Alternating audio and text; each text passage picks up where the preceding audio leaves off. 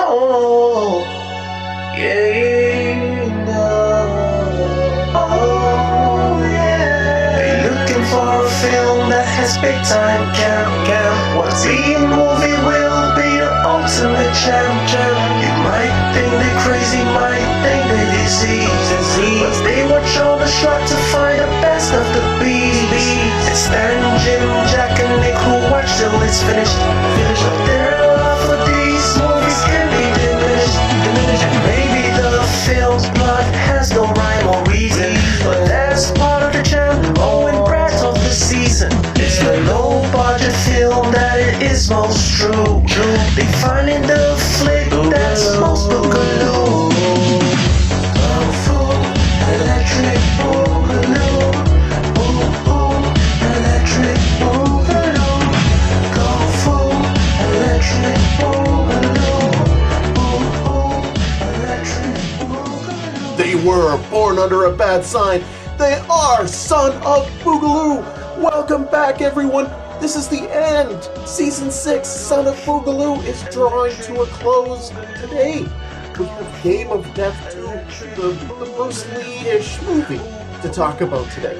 And I am your host, Master of Kung Fu, Dan Stanadu, and I am joined by my karate champ, Jim Cotta. Hey Stan, I may be a kung fu master, but I need cash. Ooh. and then we've got Nick Boxer in the house. Greetings and salutations. I've got mustache for days. Wow, getting a little ahead of yourself there, aren't you, Nick? And we got Jack Hall. What's up, Kung Fuites? That we're going with Kung Fools. That we mentioned that in the first episode, and then we've never used it again. That's right, we tried. Well, we tried for literally the time that we said, "Hey, what's a good name?" Well, for our fans. That's because we're really good at forgetting things. I think fans might be a stretch. Let's say listeners.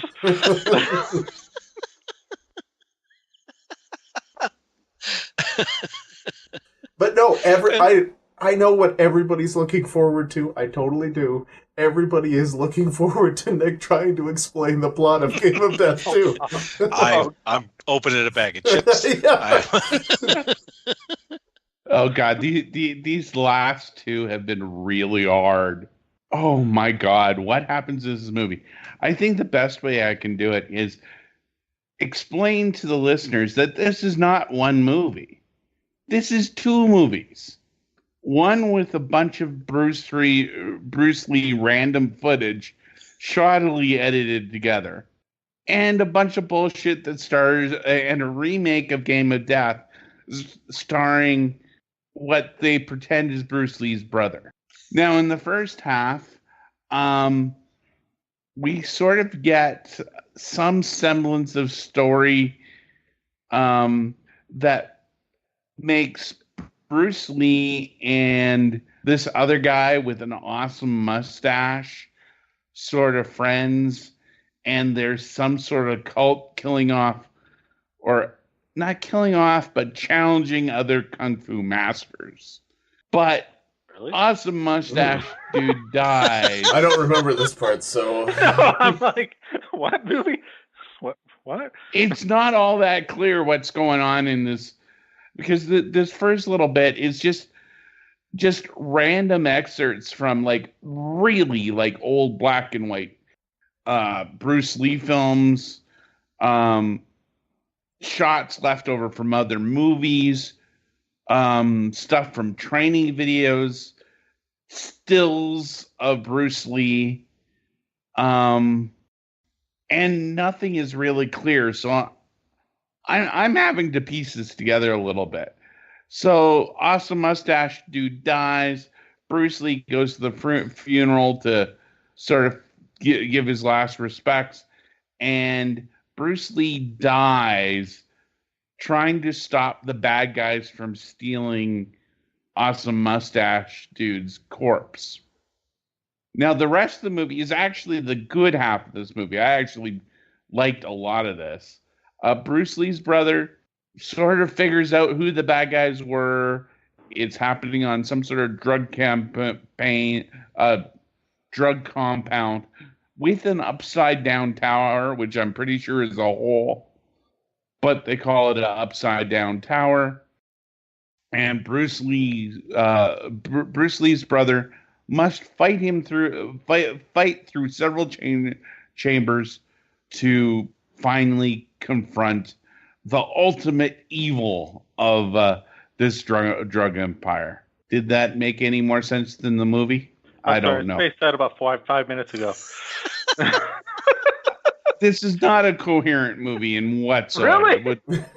Would somebody else like to take a shot? Because This movie might have set my record for causing me to utter this statement. And who the fuck is this guy now? So the kung fu master who's running like the kung fu cult later on in the film, the guy with the lion fetish. Yeah, the guy that's got the lions. I love the lions. Oh yeah, yes. Awesome. My first note about him, his name is Louis, and the first note I have about him is that Louis isn't a good kung fu name. It sure isn't. It's a terrible kung fu name. Also, he loves lions, but he knows very little about them. Clearly, I love when he said okay, so him and what are we gonna call the Bruce Lee's brother? Like, let's call him Bruce Lee 2. Like, do we want to? Does he have a name? I assume he does. So Bobby, Billy Bobby Lowe. Yeah, he's Bobby Lowe. Bobby? Is he Bobby? He's Bobby. Okay, Billy is Louis, Bruce Lee's Louis character. and Bobby, which sounds like I think is a Bob Dylan song. Louis and Bobby go to look at his lions, which is clearly just one of those lion safari rides that you can you drive through in a Jeep and lions are all around you. Like it's clearly just that, and they threw a couple of cameras onto the car. But he shows them all of his lions. They're imported directly from Africa, and he says that undeniably the fastest and most powerful animal in the world. So wrong on so many levels. But also, did you notice he had nothing but male lions?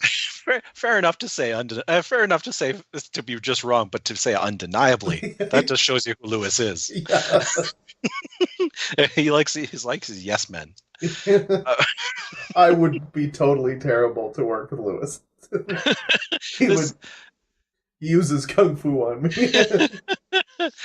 This movie is fucked up. I don't think with everything Nick said, I don't think it sells the weirdness of how they edit this movie together from old Bruce Lee footage, because Game of Death was also not finished before Bruce Lee died.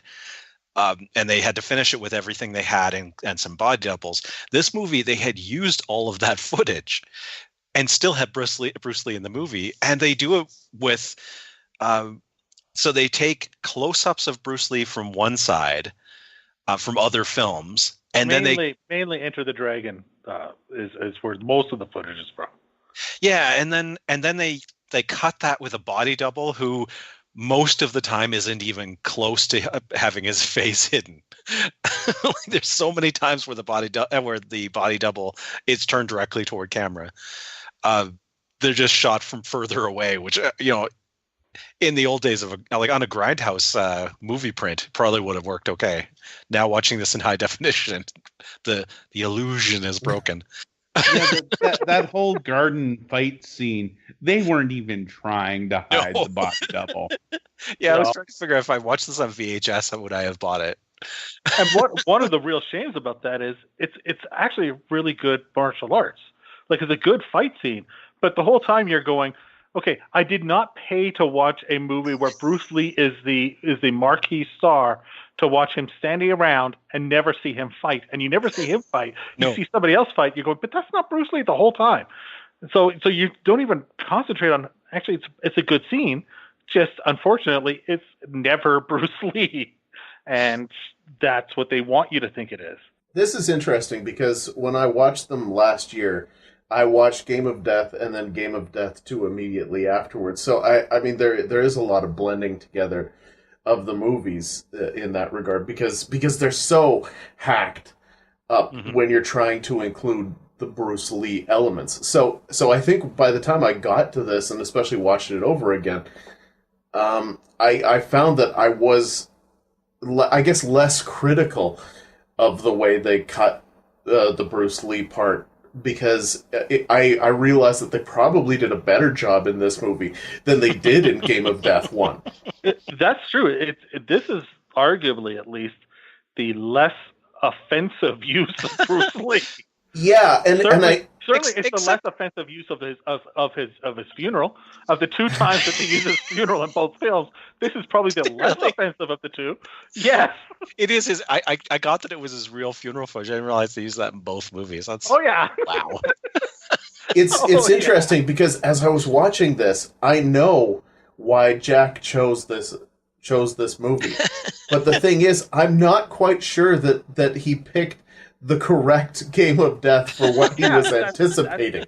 That's kind of what I'm thinking too, because like it'll be many, many, many years since I've seen these, and so there's a particular scene in Game of Death where the guy who's playing Bruce Lee, they put him in front of a mirror and then they tape Bruce Lee's face onto the mirror,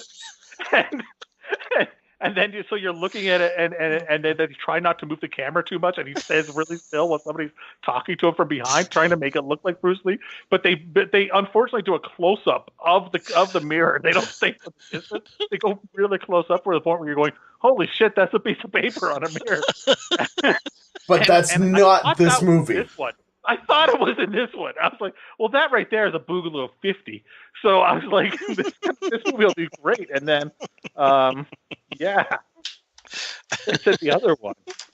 And actually, the funny thing is that I would suggest that Game of Death 2 is quite a bit better than Game of Death 1, especially as Nick mentioned.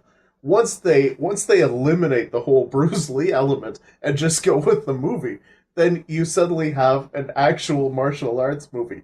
Sure, there's plenty of boogaloo in that martial arts movie, but at least it starts to make some level of sense, more so than the first half did. Although, I mean, you don't have Cream. You know who I'm. Yeah, Abdul-Jabbar. That's an awesome fight in Game of Death 1. The original Game of Death, all that going up the tower and facing people of the different abilities and figuring out it's like influenced video games and cartoons and other movies. Like that's that part's great. But yeah, the rest of the Game of Death is bad, and then we have this, which is bad, and then good is not the right thing. But there's some like the martial arts action in the whole movie is good. The martial arts action in the second half is really great. But boy, is there some boogaloo attached to that that I'm waiting for the WTFs. Yeah, I think it's really interesting because there's a lot, and I think it's almost the same with slasher movies as we kind of dealt with Halloween. But when you get into these serious martial arts movies, there's so much that can come out that's boogaloo. But I mean, they do seem to be part of the world, and then of course even more so beyond that. You get to the really terrible dubbing that went on. And this movie had plenty of really terrible dubbing. Well, we had to make that call early on. Did we want to watch a subtitle version or a dubbed version? And I think we went the right way going with the dubbed. It always adds an extra. There's an extra point of boogaloo always in a dubbed version. But the problem is that you can't. I don't feel like you can score it just for bad dubbing. But you can, because here's the thing. You can do the dubbing, but you don't necessarily, when you're doing the dialogue, have to put at the start of every sentence like they did in this movie. He seems to be over there now. Like every line had that for no reason. They were doing a lot of thinking in this movie, apparently. Yeah, I mean, there's a lot of weird stuff that goes on in this movie, but then listening to them talk is always funny, no matter what. Your kung fu is very weak. So. I always love when kung fu is used as a noun. Yeah, that's my absolute favorite. It's hard to I think it's really hard to actually tell people what happened in this movie because it's well nigh impossible in the Bruce Lee part. And then the rest of it is, follows more of a consistent script, but also it's But it's also, like, it does feature an upside down underground tower. yeah, and that by itself is an upside down pagoda in that regard. It sounds fantastic. But there's no way of proving that really. I love that when he goes and finds the entrance to the upside down pagoda, and it's the ancient Chinese elevator that takes you to the lower levels, and then it's essentially Dr. No's secret base. From that Yeah, I know. I was like, what? What? He's in this weird base, almost identical to Dr. No. Like all of a sudden we go into this almost like sci-fi era, this James Bond sci-fi thing, and it's like out of nowhere, and I'm like, man, this drug dealer's doing well for himself. Well, and what for me, what really got me was the walkway that had the where you couldn't walk through it without getting zapped and completely burned to a crisp. Like anything that went in there completely burned up. Oh my God, I never realized how impractical that was until right now. Well, yeah, because there was no way through that. Like, I'm just like, I don't understand what this is here for unless you're getting attacked all the time. Into a corner with electricity is what you're doing. But you have an elevator behind you that obviously works. This is logic. Yeah, logically, this is the way you're supposed to get into this room. This is the method that you're supposed to follow. But yeah, it's unclear how you. This walkway exists basically only so that Bobby Lowe has to. And it's really cool how he gets across it. Oh yeah. One really would wonder how many interns they lost due to that. Imagine you haven't had your coffee. You're like, I got to go to my desk first, put my jacket down, and then you're like, zap. Oh, can you imagine? So the bathroom is on the other side. Good luck if you have to take a shit. Yeah. Presumably, when you get to the other side, sit on that floor, it's just going to zap away. What do you care? Yeah, maybe you'll just disintegrate it. It's good for a laugh to just take a whiz on that. That's fair enough. You got to make your own fun when you're living in the bottom of an upside down pagoda. We assume maybe it wasn't the bottom. Maybe it was the middle. Maybe there's like 9 more levels of like party. It's technically up if you look at it that way. Well, you get to the other side of that hallway though, and there's a phone on the wall on either side of that door. So I guess you phone someone to shut it off. Like that's all I can think of. I guess. I don't know why there's a phone on both sides of the door, which. I guess that like you must. It's to phone someone to get them to throw you a burrito. I guess like you can't hand it to you. You gotta throw it down the hallway. Yeah, and man, heaven help you if you miss. It's like, man, how many burritos did I have to go through? Always order 2 burritos. That's my advice. If you work inside the upside down pagoda, always order 2 burritos. I don't want to be on the boss's floor. It's got the fucking. Speaking of food, is there a more boogaloo breakfast than raw venison and deer's blood? That's what I eat every day. Yeah. That's it was raw too, right? Yeah, it was raw. It was just a big hunk of meat. Well, that's the thing is it's not just venison. It's venison that is like it looks like it came from the Flintstones. It's a huge chunk of meat. Did they actually call it venison? I kind of thought it was the same meat they were feeding the lions, which they sort of implied was they fed nothing but human meat to the lions. Yeah, they do say that if Lewis when Lewis beats the the challenger, they feed them to the lions, which raised a different question for me. So if every time a challenger comes, Lewis kills them, and they feed them to the lions, why do they have a cemetery? Well, for all the people that Lewis likes that die. I mean, oh my god. Well, you know what? I think that what this show needs is I think we need more challenges of each other. I also was wondering what they feed the peacocks. Oh, the killer peacocks that appeared for 10 fucking seconds. Yeah. The peacocks is amazing. We're blowing through my WTF, guys. I love. Let's get to scoring. Are we ready to go? We're ready to go to scoring. That's good because I definitely have stuff to bring up in that. All right. In our search for the ultimate B movie, let me try that again. In our search for the ultimate B movie, we Easy rate for you each to film say. in. Right. Say that 5 times fast. Yeah, 60 episodes. You'd think I have this down by now.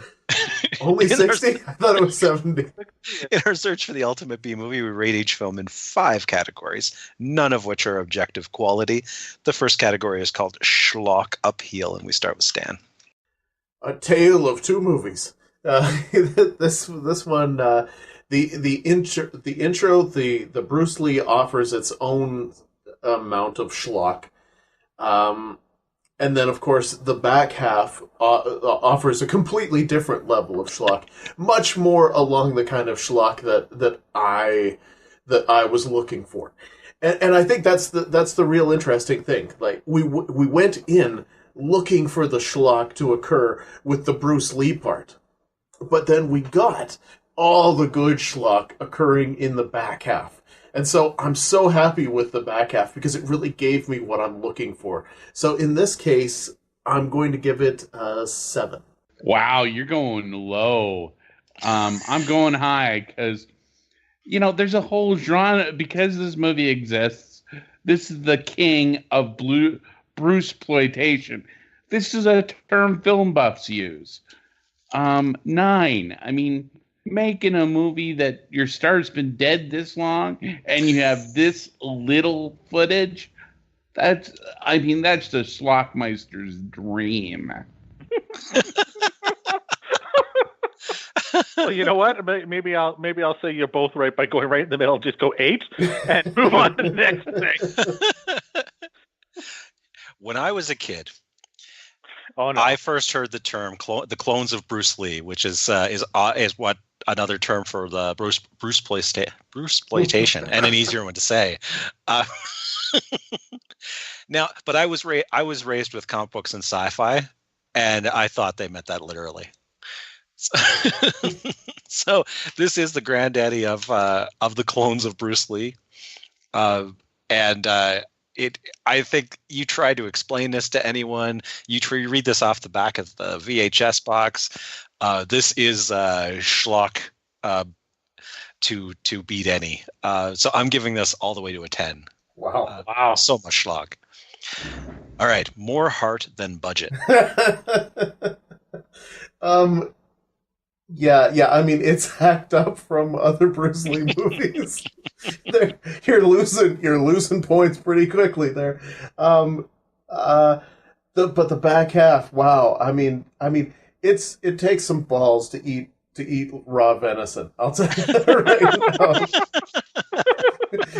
When we talk about chewing scenery, he was actually eating part of the scenery in this case. So.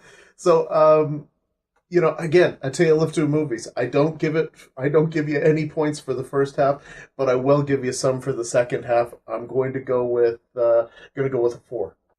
Yeah, this was hard to judge for heart because, well, on one hand, it is a soulless exploitation of a star that they can't use anymore because he's dead. On the other hand, it's an extremely watchable movie that everyone's sort of invested in. I sort of have to split the middle, but it is for the use of the footage of the funeral. I'm going to knock one more off. So it's not right down the middle. It's a 4. You know what? We're all aligned. It's amazing. We're very rarely aligned on anything, and so far we're so aligned on the score and why here. I also got a 4. I would be right there with you if it wasn't for the use of the funeral footage, which brings it down to a 2 for me. I think that was just shameless. Like I say, but in this one, it's actually presented almost like a tribute to Bruce Lee. Because they also use, footage from his because he was a child actor and stuff like that. Yeah. Whereas in the other one, it was so like you would not find it nearly as tasteless if you saw it.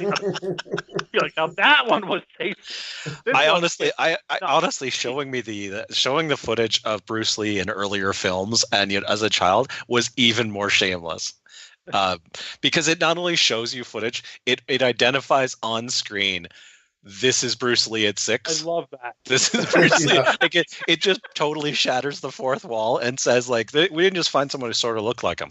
We found real footage of Bruce Lee at 6, and that's what we're showing you as a tribute, honest, to fill in the middle part of this movie. We're showing you random footage of Bruce Lee at younger ages. Yeah, as a person who is not the character that you're actually talking about. Congratulations. That's so true. Yeah, it's not Billy. It's not Billy at 6. So that Billy at 6. No, he was a bully. Remember, they made sure to let you know. Holy shit! And I think you could argue that as certainly in the what the fuck moments as well. Speaking of, yeah. It's what the fuck moments, Stan. Well, and this is the case. I mean, there's so much to this movie that really helps out. I mean, we of course talked about the venison. We talked about the corridor of death, the upside down pagoda, the peacocks. I mean, of course, all this. For me, the true what the fuck moment came when Bobby Lowe had to fight the lion.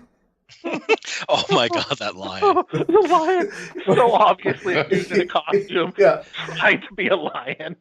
Okay, you could go, Stan. Go, Stan, because I have a question. But it's fantastic because in that moment, like, you're so used to him having to fight humans, and he's got there's the woman who tries to drug him.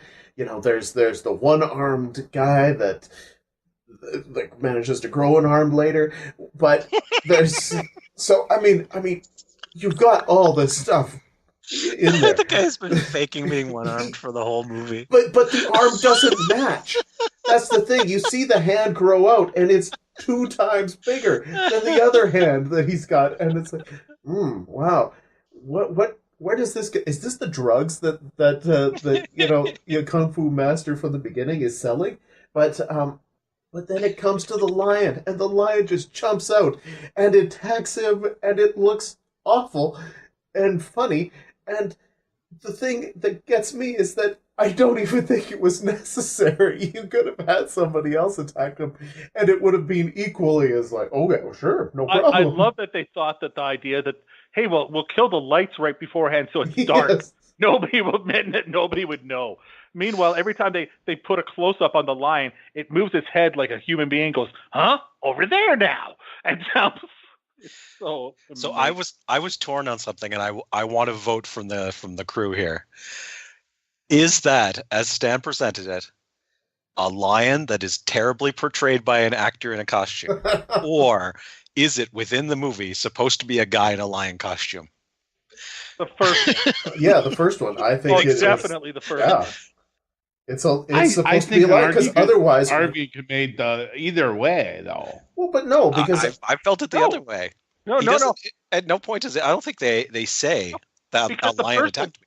No, because they don't say anything, but they introduce the lions. The lions are there, right? The only person who's into lions and might dress up as one would be Lewis, and he's meanwhile being murdered. All this setup for Lewis, that's true. Major villain and character. He's just sleeping, and somebody chokes him to death. Meanwhile, while this is happening, I did write that down. That Lewis is killed by the kung fu master's natural enemy, a noose. But and that's the thing That was about kung fu way to die. that's one of the great and amazing things about this movie. You could take out 2/3 of the movie, and you would still have a movie that makes as much sense as anything else. Like, it's because you don't necessarily need the Bruce Lee stuff. You could have a flashback. Oh, and there's more than enough of those to go around in this movie. I do love that just over an hour in, you get an extended flashback to the first half of this movie, and some of the stuff it flashes back to is less than 5 minutes before the flashback. Yes. I know. That's amazing. You flash back to stuff that just happened. He's like, he almost loops to the point where he's flashing back to himself flashing back. Yeah. Like it's that close. So great. See, So great. this is one of those absolute cases where a little bit of time between watching it and talking about it shifted my opinion on this, because when I came out of watching the movie, I was totally like, well, that was not the movie that Jack promised me. But then at the same time, now that we're talking about it, and now that that little bit of time has passed, it's exactly the movie that I wanted.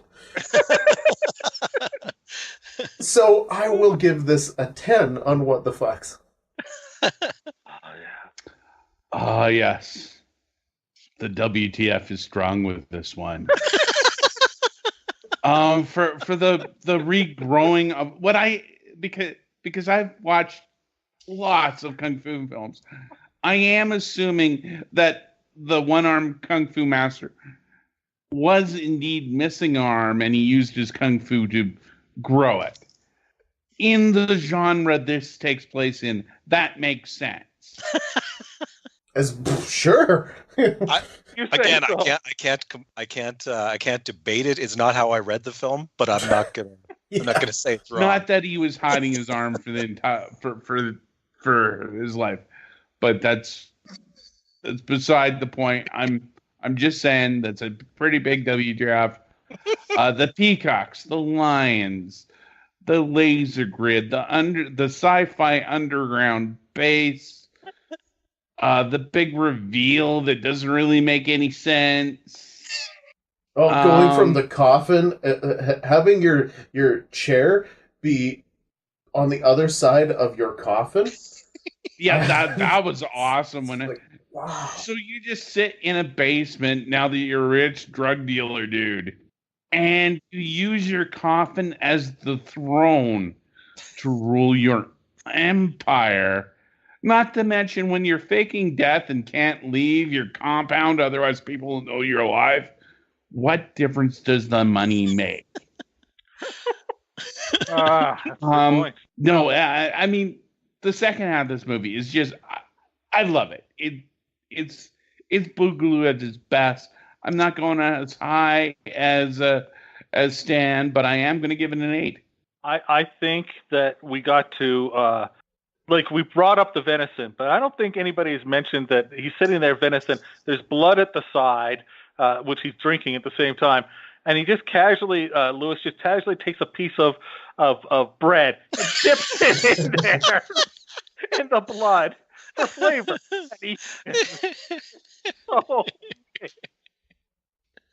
And you have these peacocks, and I don't think we've underplayed the peacocks because he's like, you want to see something, and then is it Bobby at that point? Yes, Bobby at that point. Yeah. And he's like, yes, let's see it. And he's like, see this, and he whistles, and these peacocks come flying down, and this ominous music is playing. This deadly, ominous music that makes you think that this is going to lead to something that it never leads to. And meanwhile, while this ominous, deadly music is playing, it's just a bunch of peacocks flying. and Bobby's going, yes, that's very impressive. Isn't it, though? Isn't that so impressive? And they're just casually talking about it like it's not important at all. Well, doesn't he start to claim how fast or agile the peacock is? No, yeah. I always thought peacocks were a dumb, slow bird. he does that earlier or later, but not right there while they're like watching them fly down. They're like, "Isn't that impressive?" Yes, it is. You have absolute control of these peacocks. Yes, I do. I have control of them. And it's just like a casual conversation two guys would have while this scary music is playing, and you're like, "What is going on in this thing?" There's a billion. I love how powerful his kung fu is, that he has absolute control over these peacocks. He calls and then feeds them. They come right to him. But let's not forget that there's peahens in there as well. So it's not just peacocks, you know. And again, and I think that's just a perfect example of Lewis not knowing what the fuck his animals are. Yeah, he's no zoologist. There's no shot of a peacock with its feathers out looking all beautiful in this whole movie for some reason, even though it's set up. Yeah, and at the end you have that fight. It's a great fight, but right before you get the fight between the martial arts villain drug master dude and Bobby, he fights this guard who's like really, really kind of like a humorous character, and then Bobby just casually kills him later, and you're like, you know, almost this lovable character. I found that very WTF, and I think the big WTF for me though is that the Billy character shows up, and you have Bobby at his house, and he has porn. Billy shows up at Bobby's house at his dorm or whatever where he's studying, and Bobby has this very graphic drawings of that's right, the Kama Sutra porn, yeah, very graphic, right? And Billy throws it out, and it's because Billy's father, who was one of the "who the fuck is this guy now" moments for me, that has shown up, talks about his brother and how he's not taking things seriously and he's not studying. So Billy just gives him his book that he's written about Jeet Kune Do. So now. Which comprises the intro to this movie. So now, this character, Bobby, who is undisciplined and doesn't train much, shows up and kicks everybody's ass as the greatest martial artist in the world. And when he can't beat the villain at the end because he's using swords, there's a moment where he goes, I should counter his kung fu with the Jeet Kune Do. And I'm like, you haven't been using it the whole fucking time. No, you're missing it was a magic sword. Oh, a magic sword. I'm sorry. Because he didn't have to hit things to destroy them with that sword. but yeah, like it does leave the question of why weren't you using Jeet Kune Do until now? How did why? Like, oh my god! Like it's got to be a solid. I think I'm going to stick with an 8 because but it could be a 9. No, I'm going to go 9. I'm consistently parsing the middle on you two here, so I'm going to go with a 9. So I want to set the stage again as we get to the climax. Because all of this has been about trying to find out what happened to Weird Mustache Guy, why he got killed, what happened to his corpse, because his corpse was stolen by a helicopter. Which we just dodged over that at his funeral a helicopter with a claw thing. That was the most efficient way a helicopter claw steals the coffin. Nobody would realize that he really wasn't dead, and that there's nobody in the coffin. Oh my god! Damn, it's like a complex bit of operation to get this body out of there. So at the end of Bobby has to make it through the hallway of death. He gets to the other side of the hallway of death, and in this kind of circular room, there's a raised dais with stairs and the coffin. And he's like, all right, finally found the coffin. Gonna find out what's the deal. Like, I'm gonna go up and open the coffin. Coffin's empty. Then the dais spins around, and Mustache Guy, who has been behind the whole thing, is sitting in the chair. That is the big reveal of the mastermind of this plan. How fucking long did he sit in that chair waiting for somebody to make it all of this way? But here's the question that he basically must have to do this because the entire movie is essentially based around the concept that if you are a master of kung fu in any way, you are going to get an inordinate amount of challengers visiting you to try to beat you. because they started that with the Kung Fu Master within 5 minutes of this movie starting. It's just like, oh, another challenge. Hold on, let me just do this with my teacup. And it's a great scene. But if Bobby doesn't make it past the protectors, he doesn't find the secret elevator, the Kung Fu elevator. He doesn't make it through what if Bobby made it to the hallway of death and just zap and he's dead? Like, Mustache Guy is like, I built the whole dais. I had to put it on a gimbal so it would spin around. Like, what a letdown to have built all of that. Man, I hope I have an excuse to use this someday. It's so cool. I hope that there was something interesting on the other side, like TV, blowjobs, I don't know, whatever. But like, presumably he's just watching Netflix, waiting for Bobby to finally get down here. But yeah, like that's absolutely it. You've got the end. What do you know? Like, can you hear things going on the other side? I wonder. Also giving this a 9. Oh, all right. I forgot about the one where the Bruce Lee, they took the film of him walking with the abbot and talking for a long time, and how they're cutting between 2 different films where one, the abbot has gray beard and red outfit, and the other one has a yellow beard and yellow outfit and white beard. And they're just cutting back and forth like it's seamless. And you're going, what is going on here? It was even the same actor. Like, it just... I don't even think it's the same actor. No, it's unbelievable. Oh, astounding. All right. Our next category is called memorable moments. I think that this is one of those cases where having watched this movie a year ago, I remembered virtually nothing of it other than this movie and Game of Death involved an enormous amount of badly cutting Bruce Lee footage together. I didn't actually remember much of the back end, and I couldn't tell you which was from Game of Death 1 or which was from Game of Death 2. So watching them back to back, like they have any continuity between them except for the name Billy Lowe, is a mistake. I think if you had watched this, without doing that, it would have been different. Yeah, and so I think there's a chance now, especially as we've talked about it, that I will remember a little more. But I still don't think it's a lot. I mean, I think that I will probably remember the guy in the lion costume because that's one of those things that's kind of going to stick out. And, probably remember the venison as well. But I can't tell you in a year that I can really give you a lot of that. So I'm only going to go with a 4. Yeah, this is sort of the downfall of this movie. And I have to say, there's a difference between being able to remember a film and liking a film, because I actually think the second half of this film is extremely likable. But I mean, there are better examples of kung fu films out there. There are crazier examples of kung fu out there, movies out there. And the Bruce stuff, it's just bad. And the first half of this movie I actually considered kind of unwatchable.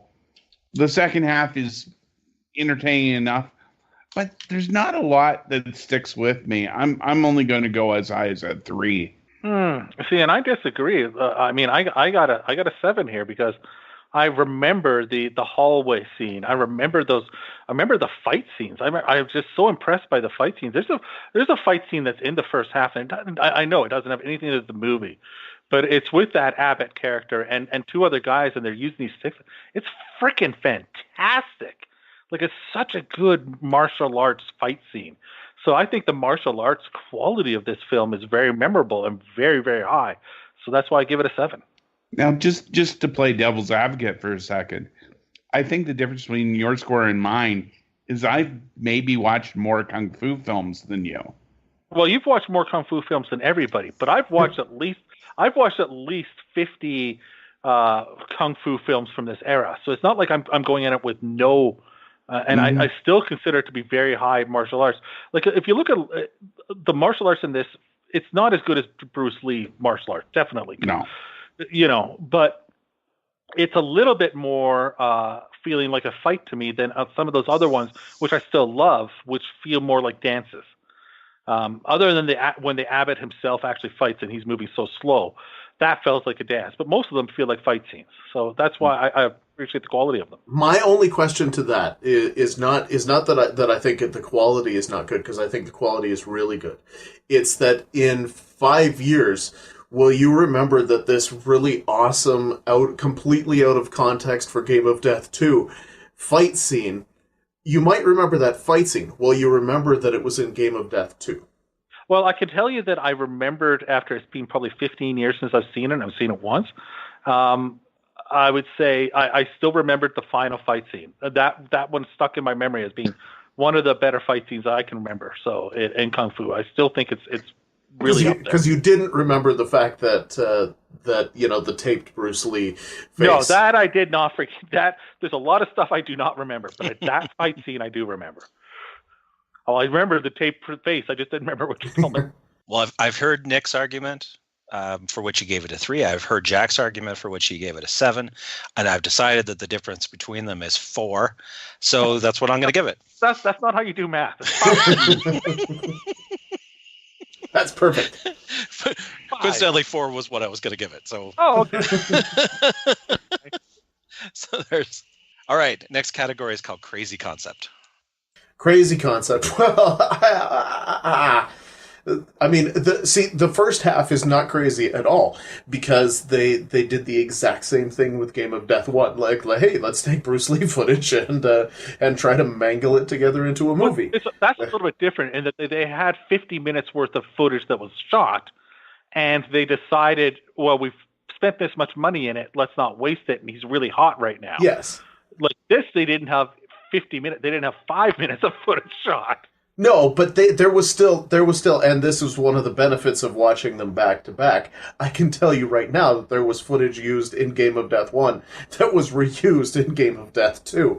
So, I mean, they were stretching. There's no doubt they were stretching for their buck right there. But then when it comes to the second one, it's the fact that you managed to take this character that you did introduce in the first half and then made him the overarching villain of the second half. That I think that's kind of the impressive part, and just the fact that you have the Lewis character who really made no good sense for the entire movie. No, they set up a perfectly good villain in Lewis, but then never used. Yeah, and then sort of turn a baby face and then never even do anything with that. It's unbelievable. So to me, I'm going to give this one 6, because it has a lot of elements of crazy, but it also has some negatives. The concept of this movie is absolutely nuts, man. Absolutely nuts. I mean, considering the footage they had to use, which was little to pathetic.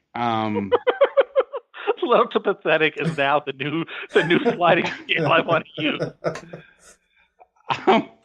No, I mean the use of the archival black and white footage. I mean, who could think this was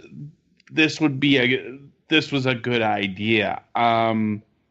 No, this is insane. 8. I'm again parsing the middle between you two. I got a 7. I definitely think there's a lot of crazy elements. On the other hand, there's a lot of elements that's just like, okay, let's just do what we need to do to get a plot together so we can put this movie out there. And it's, if you looked at the one plot, it's not that crazy. And you look at the other plot, it's not that crazy because there's 2 plots. Then you throw them together, it gets crazier. But it's the overall idea of, hey, how can we milk this a little more? That they had that made me think that this is really crazy. The production side there. So I got a 7. I think I'm gonna go back one step, and then because as was said, the Game of Death was built around, we have most of a movie, so how do we make it a full movie and releasable? Because lots of interest in Bruce Lee. This doesn't have that, and they made it anyway.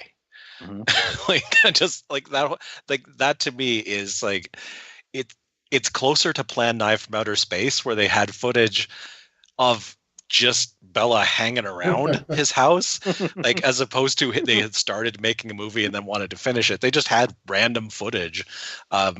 Bruce Lee at 6 years old that makes no sense. So 9 is what I'm doing for this as well. I said as well, but I'm the only one that gave it a 9. So, I was thinking, was 6, 7, 8, 9? Yeah. Like, are we doing this fairly often? Actually, where we're getting 6, 8, 7, 9 is what we got there. Yeah. that's what do you call that? That's a standard distribution of marks. I think is what. A flush. Right. a boogaloo and flush. On Yeah, the straight, little yeah. pathetic sliding scale. Yeah, it's a low flush. Yeah, low straight, I guess that is. Yeah. All right. Every season, and this is the last time. Sad days. Every time we retire the modifiers, every season we have 6 secret modifiers. This film has 2, and thankfully gets to use one of the modifiers that we didn't. I was starting to wonder if we were going to use it. So it does get a -1 for just ticking over 95 minutes. I did go back and forth on that because there is a version that is under, but that's not the version we watched. It does get a -1 for reuse of footage. It does? Yeah, there's a little bit of footage reused from previous Really? films. I didn't notice. Honestly, I think that's probably come out in the wash because so many of the scores we've given it are heavily weighted towards the amount of footage that got reused. Well, and the flashback, which is, I think there's 5 minutes of flashbacks in this movie as well. So -1 gives it a final total of 64 out of 100, which drops it middle of the pack, same number as Up the Creek and American Shaolin. Now, you didn't give it the continuing character bonus for Bruce Lee's character because he used the same name as Enter the Dragon. Well, he's not the supporting cast, though. That bonus is for supporting cast. So I'll put that open. I'll put that in. What's the rest of the crew say? I say yes. Of course, it's from a yes. different series. I say yes. I say yes. I would say no. Well, I had already said no. That leaves us with a tie. Okay, I'm going with no as well. Actually, All right, damn it. Okay. I just supporting cast. It was just such a bizarre fact we didn't mention. I thought. Well, it's supporting cast rather than because the idea of that modifier is that someone besides the lead of the character comes back. Yeah. Okay. So now, who wants to be first? Well, no, come on. Let's finish. Are we going to close up? We're going to close up the season and then do the next season. Is that the way we're going to do this? Well, at least so we finished this, and we know now that we have to move into the next part. Well, let's just tell people where they can find us on the interwebs before we jump into the true craziness. You got it. And then I have a way to do the next thing. Okay, excellent, very good. Okay, so we are on Instagram at Kung Fu Electric Boogaloo.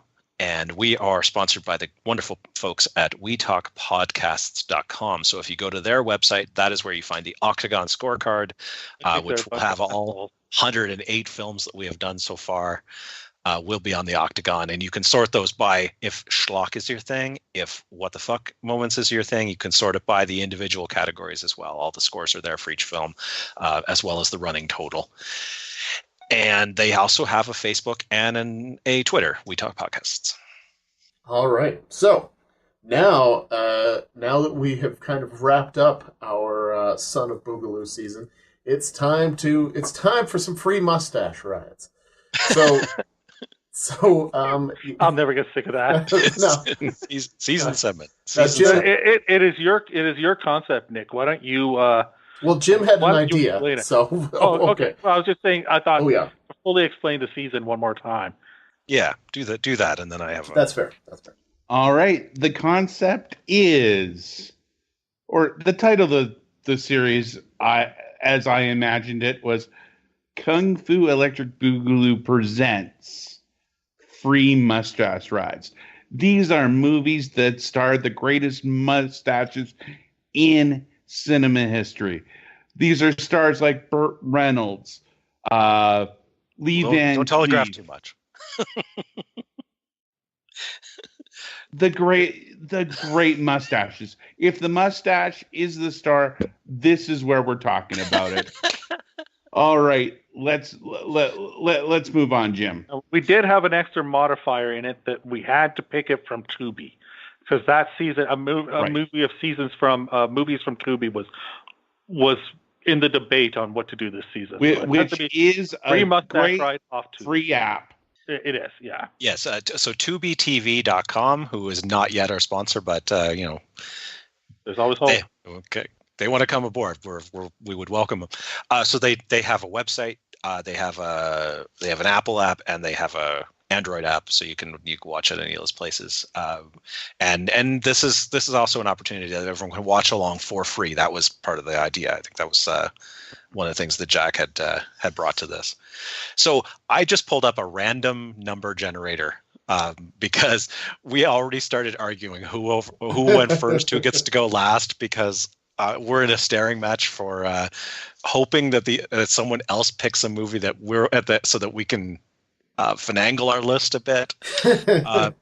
So I'm gonna generate a number from 1 to 3, 1 to 4. That will tell me which of the four of us will go first here, and then I'll do this until I won't tell you as I'm doing it. It'll just be it'll make sense. I'm just wondering. Do any of us trust this motherfucker? I think that it would harm my kung fu. This is as good an idea as anybody else has, so I see no reason not to go with it. All right. But I do think when we're saying this, we should say the mustache first, and then we should tell the movie. Fair enough. Okay, I hit generate, and the first one is Nick. Nick, okay, the first one I'm going with is a lesser-known mustache. It belongs to Darby Hilton. Once again, you may not know the actor, but once you see the stash, you are going to just die. And I'm surprised I'll be surprised that this film does not inspire the next season of Kung Fu Electric Boogaloo. And the movie is Malibu Express, the first Andy Sardaris film we have done, and I think you guys are going to be blown away by this movie and this mustache. Darby Hinton. I'm looking right now, and I see beard a lot. I'm hoping for a really good mustache shot. Oh, there's a pretty good one there. Look at Malibu Express. The cover for Malibu Express absolutely shows, definitely shows some mustache. All right. Next is Stan. Okay. Let me fire up the app here because I had marked all mine down. The mustache is a classic television actor, portrayed Mike Hammer for a long time on TV. Yeah. Stacy Keach. Oh, good mustache. And the movie is got Stacy Keach and Malcolm McDowell. It's called Class of 1999. When a Seattle high school becomes rampant with violence, cyborgs are assigned as teachers to discipline troublemakers. The robots go overboard in their tactics, and students soon realize that they must fight back to save their school and themselves. In spending just a few minutes scrubbing through the movie, I realized that it was super boogaloo because the second that you see Stacy Keach and the mustache in this movie, it's so beautiful. That's awesome mustache. That is a great mustache. That is a great mustache. And I can say, you're picking a movie, with Stacy Keach has affected my decision already going forward, because he was in the short list of one of my movies, a different movie. But now I'll take that movie off so we don't have repetition with with mustaches. All right. Though there is a second great mustache in the movie that I was thinking about. Well, you are next, Jack. Well, fuck you. Okay, so what is a more iconic mustache than Fred Williamson? Good mustache. And it is an excellent mustache. And how about a movie where he doesn't just star, but he directs? Always good. He does some fantastic and also work. has two other iconic mustaches. Maybe I'm taking too many mustaches off the board if you guys are using the same. But there's so many movies here. But also has Jim Brown and Richard Roundtree, and what the hell, Jim Kelly, just for the hell of it. But Richard Roundtree, Fred Williamson, Jim Brown, directed by Fred Williamson. 1 down, 2 to go. 2 tough cops go after the mob who rigged their friend's martial arts tournament. 1982. This is, I assume, a winner. I hope. Oh, I put that in my season, list. man. This is a hot season already. We got something great going on here. What was that? Is 1 down, 2 to go? The name of it? Yep. 1 down, 2 to go. All right. Now it's my turn. Who has a more iconic mustache? Burt Reynolds has a more iconic mustache. And there is a 1999, pinnacle of Burt Reynolds' career movie on Tubi called Big City Blues. Which has been unfavorably compared to $1 Million Hotel. in a IMDb review that gave it 1 out of 10 said, if you liked $1 Million Hotel, maybe you'll like this. A collection of characters threaten to cross paths unknowingly during a night in the big city. The film focuses on 2 hitmen played by Burt Reynolds and William Forsythe, who are bound to collide with a beautiful prostitute. Gonna need let's up the season from 8 movies to 3. If you, I would be willing to pull an audible and add 1 extra round of movies. I would too. There's so many here. Because I could go to 12 because I have a third. Oh my god. Even after taking the one off the board the ones off the board that I have, there's still so many. So we use the random generator again, which is my vote. Yeah, that was my thought. Yeah, that was my thought. All right, so we're starting again. I'm going first this time. Ooh. Oh God, that's tough. Did we decide on whether we're doing 12 movies? I vote yes. You vote yeah, because I can do it. I say let's get through the 8 and then vote. Okay. I think it's time we go a little further into the archives. I think we've had a lot of 80s and 90s films lately. So I'm going to take it all the way back to 1971. The mustache is Boris Karloff, and the film is Isle of the Snake People. This is a great season. The very laconic IMDb summary is: evil scientist runs a veritable army of LSD crazed zombies. Sounds good. I'm in. Oh, this is great. All right, next. All right. Give me a number. This could be its own episode, by the way. Jack. Jack is next. Oh, it's me. Fuck you. Accidentally snake format. Oh my god, it really is. Oh my god. Oh, you're making me pick already. Damn you. I have so many here. Okay, and I don't know if we're going to do another round, so that's what makes it really, really tough. But okay, I'm going to go to an iconic mustache. If you guys recall the original movie Django, starred the iconic mustache of Franco Nero, and there is so many Franco Nero films on here. I was really, really having a tough time picking which one, but I think the one that I think will suit us best is Street Law from 1974. In this Death Wish-inspired thriller, an average Joe is hell-bent on carrying out his own brand of justice after he's brutally beaten up by thugs. I love when we go Italian. Oh, yeah. Oh, man, that's going to be good. Oh, with La Bella Donna, Barbara Bach, too. Oh, yeah. Man, I've still so many left. Okay, keep going. Right. Keep going. Oh wow, we're going. We're just counting down with this random generator. Nick, you're next. All right. I'm going. It was implied earlier that Stacy Keach was the king of the TV mustaches.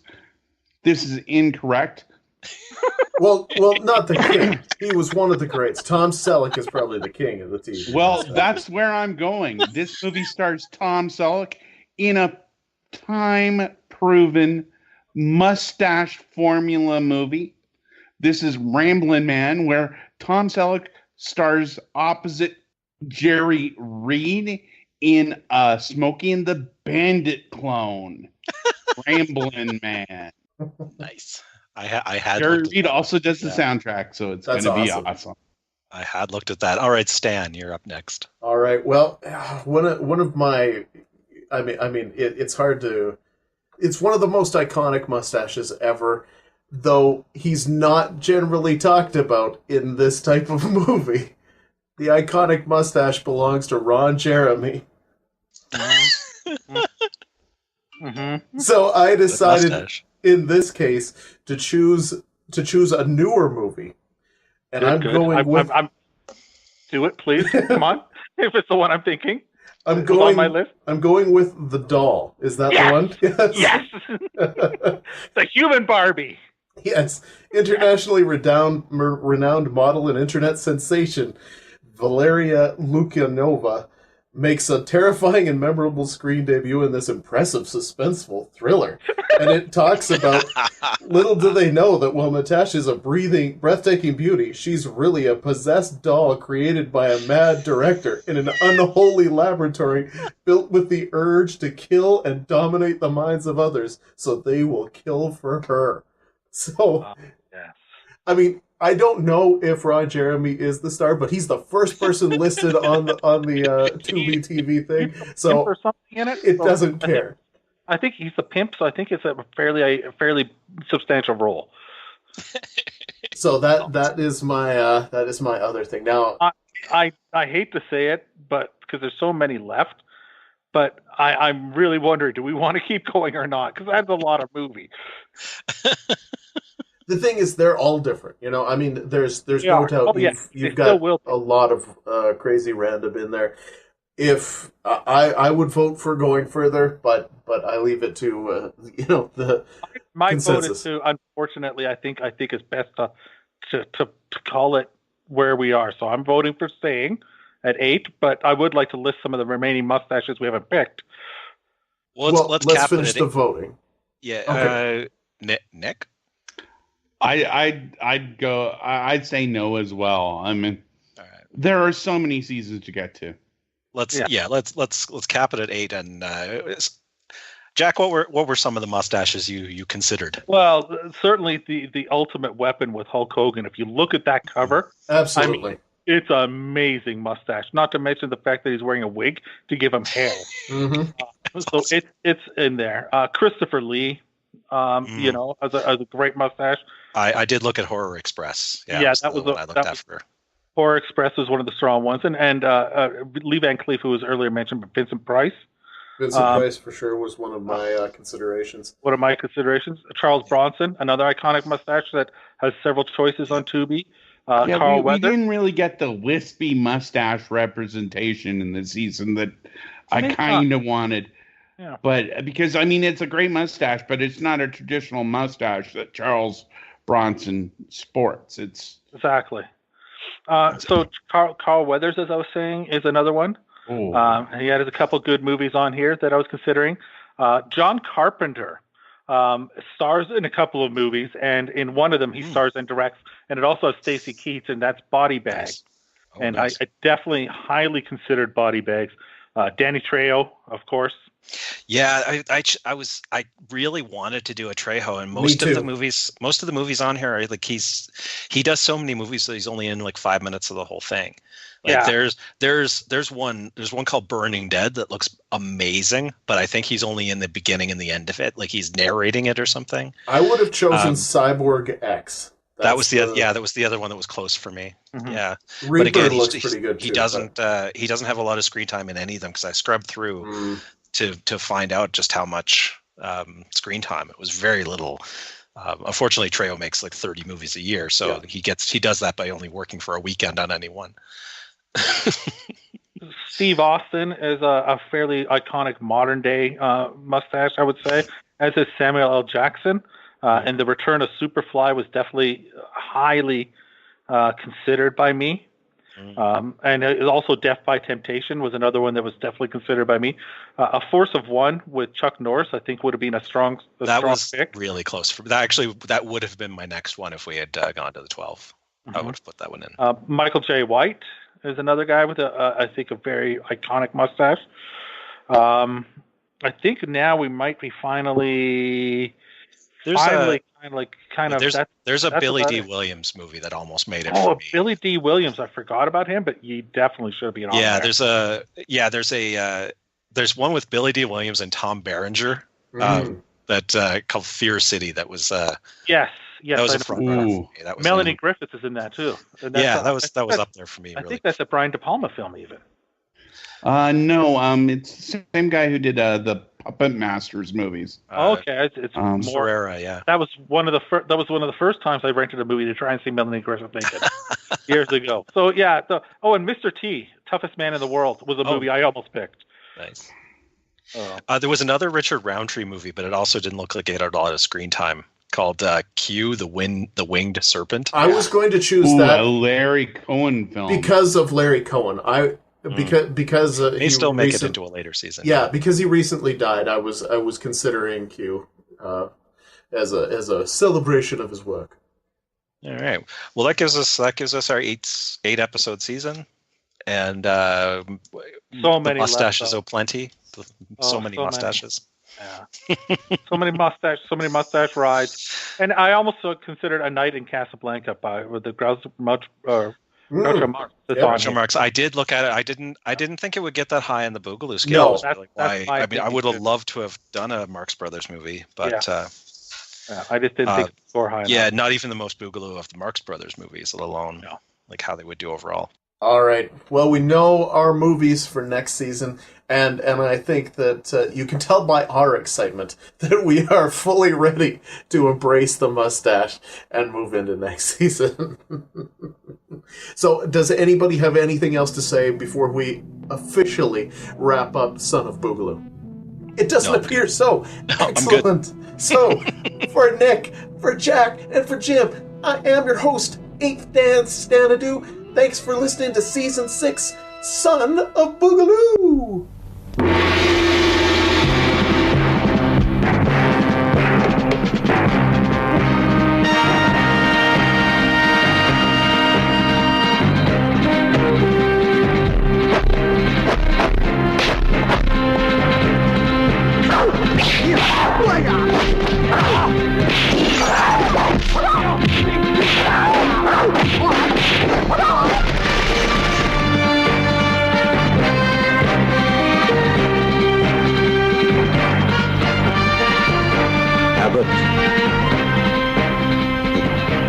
The pigeons sensed your presence, but I'm afraid their swift departure is the sign of a bad omen.